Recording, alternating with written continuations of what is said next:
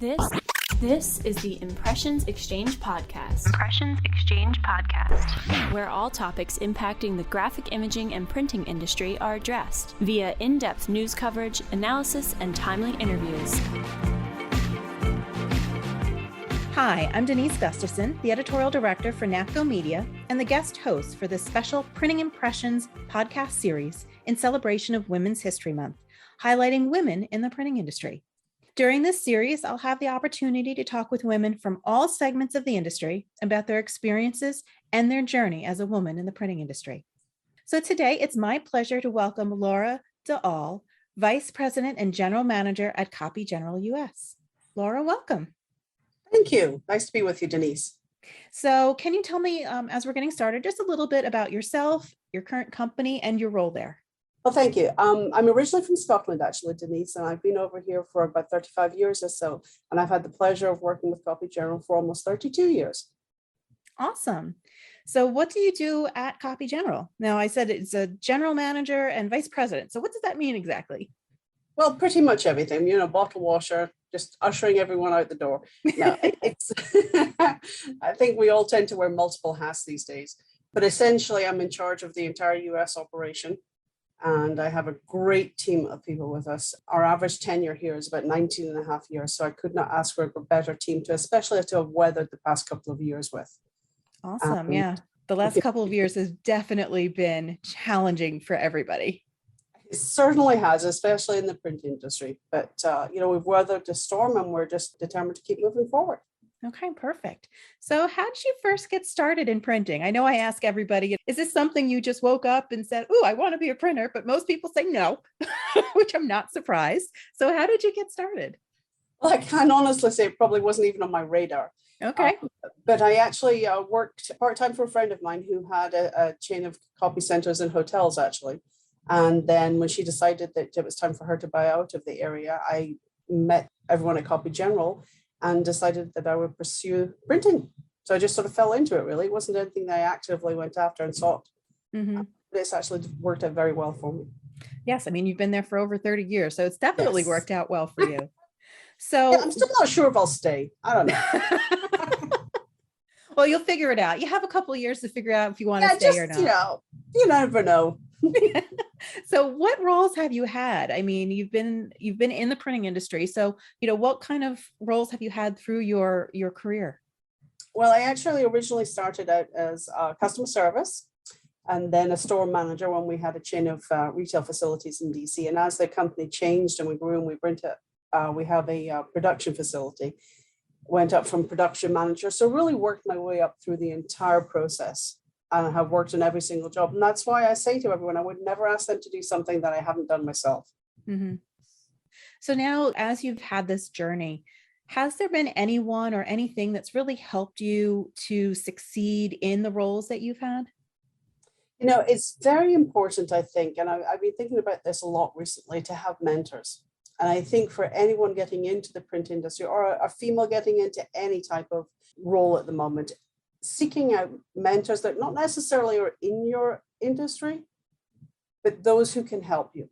And that's been key to me. And the other big thing that I will say is that working for a visionary who sees everyone on an even playing field, because in some of my prior jobs before coming into the print industry, I believe I had a lot of pushback from people that perhaps didn't think that you were qualified enough for any position that you were trying to attain. Mm-hmm. It's very important to have someone that really believes in you and to know your own worth. And if you're in a position where you don't feel that you're being appreciated, particularly in this environment, it's key and it's important to go ahead and seek out a position that does suit you and that you're a good fit for. And being your own advocate in that case is also very, very important, to know your worth, to know what you can do. So that way you can advocate for yourself, whether in your company or, like you said, if you have to go outside your company to another company that would appreciate the skills that you can bring to the table. Exactly. And it's not just your skills, it's the whole package. You have to make sure that you're someplace where you really feel as if you're contributing towards the team and that your input is valued. Yeah, exactly. Talking about the printing industry, you've been in it for, 3 decades. Has there been any challenges that you've had to overcome because you're a woman in the printing industry? Both know, we could both say it's very, very heavily male dominated. So have there been specific challenges because of your gender? Well, I think initially at the beginning, yes. I mean, there are always those, or there had been males in the industry that felt that you weren't worthy of the position you had, or essentially if you went to a trade show or you went to meet clients, and if there was a male colleague with you and yours, they would typically divert to the male colleague. Yeah. So that was something that as you, I think, become more confident in yourself and your skill set and how you handle situations, that can easily be diverted now. But that's me 30 years on saying that. At the time, it was intimidating. So I think it's to work with your colleague that you're out with to make sure that doesn't happen. And secondly, to do all the research you possibly can prior to meeting with someone, whether it's a vendor, whether it's a client, whomever it may be. And then to just be so sure-footed that you can handle that situation and it doesn't throw you off. Mm-hmm. Has that kind of, not even discrimination, but has that issue kind of gotten better as the years have gone on? It's gotten a lot better. Good. Now, obviously, from my position, I just don't take it anymore. That's true. It's shut down immediately if ever that's the case. However, I will say that I think that as everyone is educated now about the roles that male and females play in the business world, I really don't think it's so much of an issue anymore, particularly not with the newer generations that are coming along, the younger generations. It just isn't. Now, occasionally there will be instances where that happens, but you just have to shut that down, put the person on, just let them know that that's not going to wash with you. And also, quite frankly, I'm in the position now that if there is someone that I come along with that, I don't have tolerance for it. And I can choose to take my business elsewhere. Which is good. And that's a great position to be in. Because, years ago, you might not have been able to do that. Correct. But, however, I will say that in instances that it did happen at the beginning of my career, and particularly when I was, working my way up the management ladder, again, to have a management team that supports you in it and will go out and say, you're not doing that. That's just not going to happen here. And if you don't work with whomever it may be on the staff, then you have no business being here. Yeah, that type of attitude or is not tolerated. That's not Correct. Part of, and many companies have moved toward that. There's no tolerance for that kind of discrimination or harassment. We've seen that as we've moved through the last few years, especially. I'll talk a little bit about the glass ceiling, because in printing, in many, many cases, it's always been men who have been owners, have been in the C-suite. It's always been male dominated. That's, from the beginning of print. That's generally just how it's been, because it's also been a manufacturing industry. And that always just tends to lend itself to, men, just because of the strength that's involved with some of the, the physical tasks, which is understandable. Has that glass ceiling, obviously you're a VP and a general manager, so you've broken through to a certain degree, but has that impacted you at all? I would say not in the past decade. Okay. Certainly, in fact, not even in position with Copy General, but certainly in other positions, absolutely it has. And I think there is a tendency now not even a tendency, I think there's a realization in the print industry that women can bring as much value to the positions as men can. They come from a different place, so they bring a different outlook. They perhaps bring empathy. Now, that's not to say that we're a pushover, but we bring empathy to the position. And you can perhaps work on those strengths whilst you're working with your team and really balance everything out. And women are as perfectly capable of running and owning print businesses as men are. And I can see that change. Now, obviously, in a lot of the print industries where it's families that are coming through, then typically it is male dominated. It just is. But we're seeing a change. There's definitely far more females in print now than there was 15 years ago even.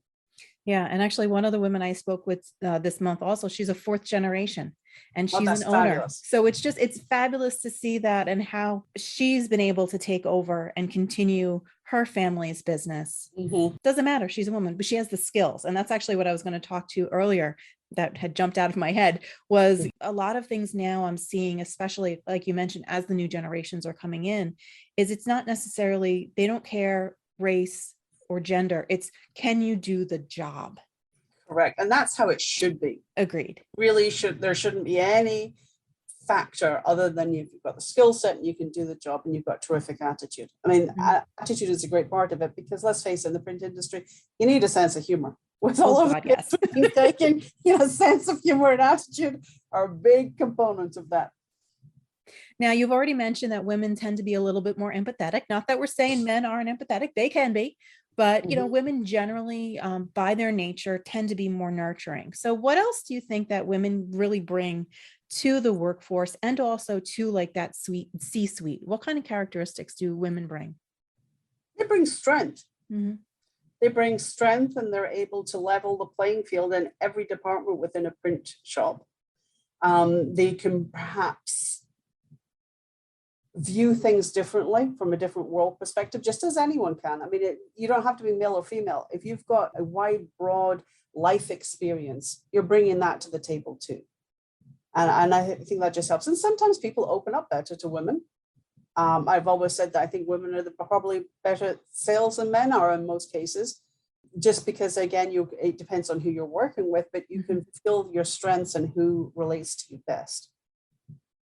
And then somebody else mentioned too that a lot of the print buyers nowadays are women. So having a woman in that sales role or in that, main role, sometimes is even more beneficial, because women can sometimes relate a little bit better to each other as well.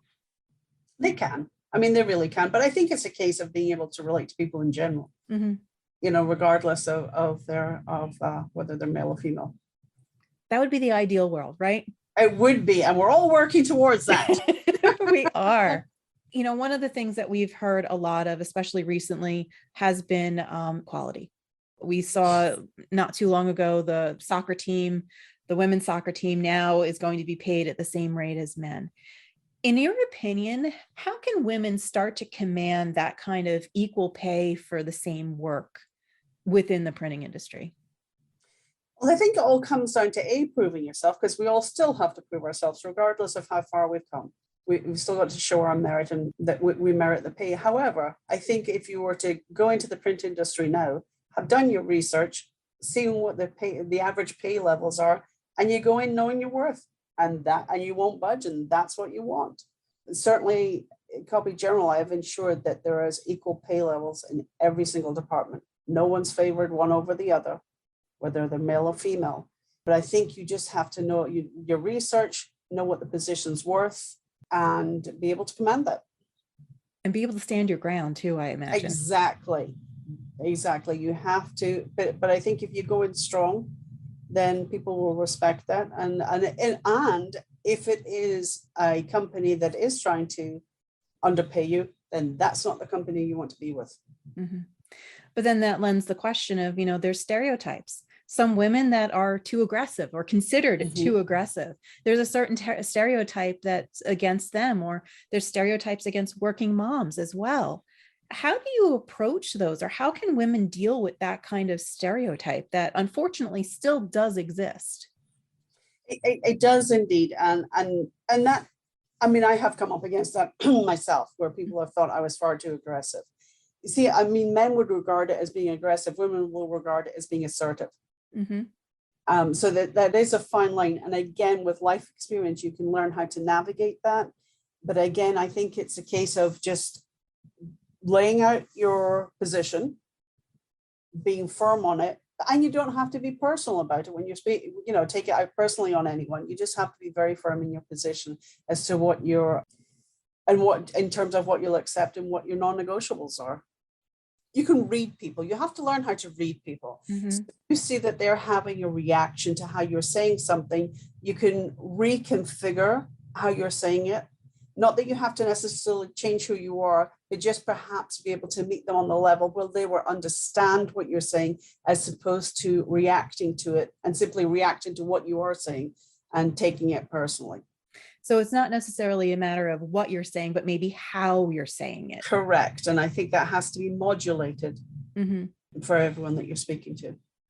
And again, though, I can see that things have changed. I mean, I just don't think it's as much of an issue as it used to be. I mean, when I think back to when I first started, I think I had just as much, not necessarily pushback, but roadblocks from females in the industry or any industry I'd been in as I did men. because some females would regard you as being a threat to them because you were able to progress through the company, and then men saw you as a threat to them. So, but it's nice to see how that's changed, where people are pretty much on a level par. And I think with the education that's out there, and I think with all of the promotion and all of the discussion about equal pay, I think it's come an awfully long way, even in the past 2 years. I agree. I mean, we're starting to see a lot more pay equality. And I mean, honestly, with the current state of the job market, I think it's also becoming more evident too, because there's so many companies looking for people. And now this is maybe an opportunity where, women can ask for that pay equality. And in a way, it's kind of, not that it's forced, but this is a good opportunity that they can take. Well, and also companies need to be aware that if a female has taken a role and she finds a position and she finds out that there's a male in the same role and there is any pay inequality, that is going to hit the airwaves. It's going to be on social media. It's going to be tracked online. So not that companies should do that from the perspective of any bad press against them. It's just that it should be equal. And that's all there is to it. Yeah. You said it's so simple, but It is. If only we ruled the world. If only. We're getting there. So, little at a time. So, then the other question is, I know we've talked a lot about confidence and being assertive. How is it that you make sure that your voice is heard? Because in many cases, you've probably walked into boardrooms that you're the only woman there. So how can you make sure that your opinion, your knowledge is not drowned out? Now, it's interesting because I was part of the Women's Washington Leadership Initiative, and one of their tasks is to essentially help women get on boards. Mm-hmm. And I think and it's wonderful. And again, this gets back to mentorship, which I think is so important for young women. But I think if we're in a position, and certainly I've used this tactic myself, where you're mostly, I would say I've been in positions where I'm probably the only female in a group of 12 other men, 15 other men. And to ensure that what you're saying is being heard. And if you feel you're being drowned out, I just sit back, take a breath, then lean forward and reassert myself. But it's taken a long time to get to that position. And certainly I want to make sure that I know the subject matter that's being discussed, but my input is just equally as valuable. And you have to remember that it's equally as valuable as anyone else's at that table. Mm-hmm. And in some ways it might be, like you said, you take that step back for a minute and then you reassert yourself, but it's also making sure you reassert yourself in a position that is appropriate for the room as well, I imagine. Not just to be assertive, and just no, I have a voice, but no, I have a voice, and these are the reasons why I should, and why you should listen to me. And again, it's a case of reading the room. Yeah. You have to make sure that, I certainly wouldn't assert myself or insert myself into any position where whatever was being discussed, it wasn't appropriate what I had to say. I mean, you have to be able to essentially take part and be part of that whole process. Mm-hmm. It needs to be the appropriate time too, in some cases. Absolutely. Now, you've already talked a lot about mentorship and mentoring. How important is it to have women in those leadership roles? I mean, part of it's going to be tied right directly to mentorship, I imagine. I think it's vitally important. I mean, as the world changes, it's going to be equal footing, I think, for both sexes to have positions in leadership roles. But it's also key, I think, especially in the print industry, for us to engage young people in it. I think that's one of the most difficult parts that we have right now, is trying to engage younger people in the print industry. I mean, it's not as sexy a position as it is working for a high-tech company. So it's a case of reaching out, and let's reach out to people in high schools and colleges, bring them in as interns, introduce them to the world of print, and then see how they can rise through the ranks throughout it. There's so many different positions. And I mean, that all comes back to STEM. It comes back to just really engaging women right from a young age. And like you said, print isn't considered sexy. But when you think about it, some of the high tech companies, some printing companies are very high tech. Very much so. So then the question is, How can we change that view of print being a non-sexy, a dirty, it's unfortunate that that's a lot of the times that's how it's portrayed. The New York Times, not that long ago, showed, how a mass market paperback or a book was made. And it started, went through the whole process, and it showed the press room with an older gentleman in filthy coveralls working on a press. I'm like, yes, for a mass market paperback, yes, that's the way it goes. But that's only one small section of the printing industry. What about all the rest of it? Correct. And as things are switching over to inkjet and digital, that old press is not the portrait of the print industry anymore. I mean, we say print loosely, but everything we do pretty much is digital printing.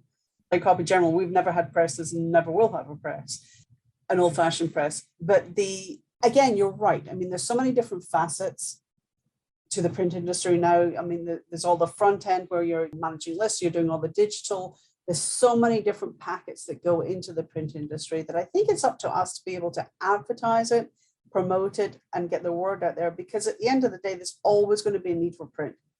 People learn differently. Some people learn best from a screen, others from a book. Print has its place in society and will continue to do so. And it's important that everything moves with the times, just in the way that the print industry has had to move with the times. So it's really our own press. We need to get the word out there. And you look at print is never going to go away, especially if you look at the packaging market. I mean, it's not like you can go pick up milk at a grocery store and not have it in some kind of a package. That's just not going to work.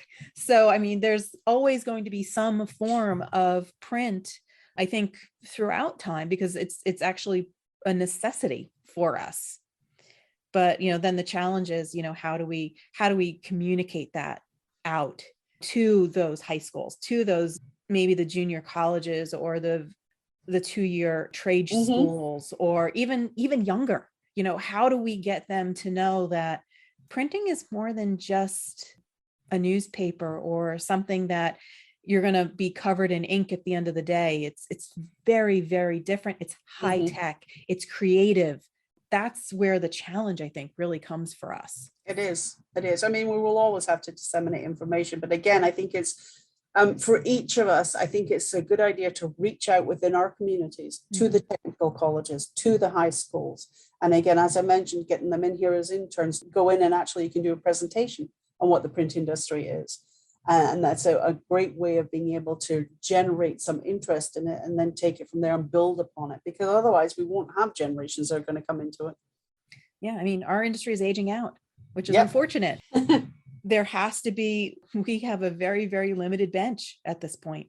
And that's why it's key to start take all of those steps now. Yeah, it's critical, or it's going to be even more difficult to run some of our businesses in the future.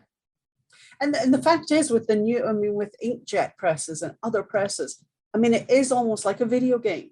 All of these young kids can see it, they can feel it, they can touch it, they can become excited about all of the possibilities about what this press can do. So I think it's just wonderful to be able to introduce them. We actually host a couple of local universities, and they bring their art college students through. Awesome. And we explain to them after they've got publications, and we explain to them from how they design it, what happens along each way. And every single year, they're just amazed at what's involved in the entire process. And that's just another way of just, again, spreading the word.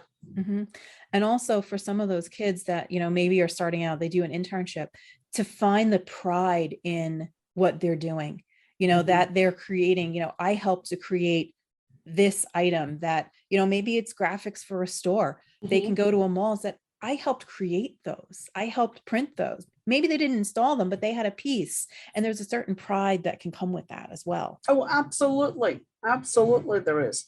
It's just, with the wonderful pieces that we produce, even we have to take a step back occasionally and say, we did that. Yeah. It's wonderful to be able to produce that. And let's face it, unless you're in the print industry, you may look at something and it wouldn't occur to you how that was actually created. I'm sure I'm not alone when I go out anywhere. I'm always constantly looking, touching, feeling to see how something is printed. I do the same. I know my husband looks at me weird when I'm in front of I'm in a museum or something and I'm looking at how they did the signage for it. And he's like, what Yes. are you doing? I'm like, just looking.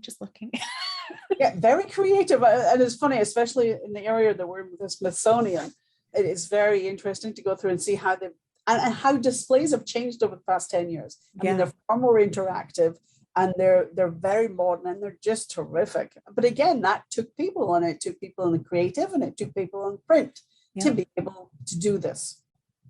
Yeah, it's just amazing what opportunities are available to everyone. I mean, men and women alike, doesn't matter, but just all the opportunities that are available in print. So my final question to you is, what advice would you give yourself when you were just starting out? Looking back, you have 32 years of industry knowledge. What advice would you give to yourself about starting a career in the printing industry? Oh, that's a good question. So I think reflecting back on it, there was probably a little intimidation because it was a male-dominated industry. So having the realization that if I was going to make my mark in the industry, I had to, at that point, I think, really be on sure footing with how I felt with my skill set. So that's key. I think there's so much research that you can do now online that you're able to research these various different positions.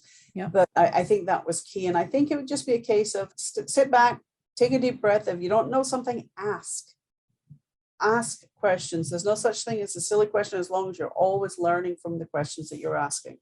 And I think it would just be a case of perhaps gaining a little bit more confidence and realizing your worth. All right, Laura, that's really, really good advice. And I hope a lot of women that are starting out or looking to start out in the industry would be able to take that advice and run with it, because I think it's right on. Well, and I think it's applicable probably for any industry you're in. I agree. So Laura, thank you so much for taking the time today to chat with me. We've covered a lot today in our little conversation. So thank you again. It was an amazing conversation to have with you. Thank you very much, Denise. It's been a pleasure.